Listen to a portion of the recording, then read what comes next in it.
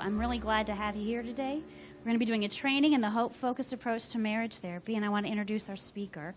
Dr. Everett Worthington is professor of psychology at Virginia Commonwealth University, and he has been teaching there for over 20 years. He is the originator of the hope-focused approach to marital therapy, which is a strategic approach primarily. He also is an expert in forgiveness, has written prolifically on forgiveness and on marriage, and you're going to really enjoy his talk today. So without further ado, let me introduce Dr. Everett Worthington.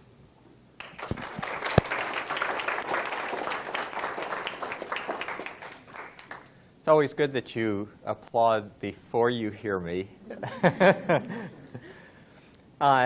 I'm glad to be with you today and share these thoughts about what hope-focused marriage therapy and hope-focused marriage enrichment is about.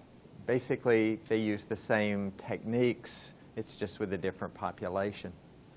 So I did want to acknowledge that I'm going to be presenting some research and that research has been funded by some generous philanthropy organizations, and those involve the John Templeton Foundation, the Fetzer Institute, and the National Institutes for Health, which funded a general clinical research center at Virginia Commonwealth University. So I have a number of goals today, and one of those goals is to review the literature on marriage that has developed in about the last 7 or 8 years, and also the literature on marriage therapy, because I think that will change the way we traditionally have thought about marriage therapy and what happens in marriage therapy. I'm also going to review the hope-focused approach to marriage counseling or marriage therapy.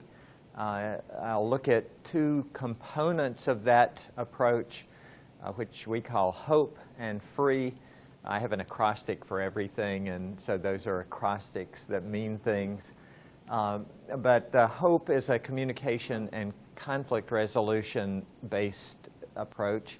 Free is forgiveness and reconciliation through experiencing empathy.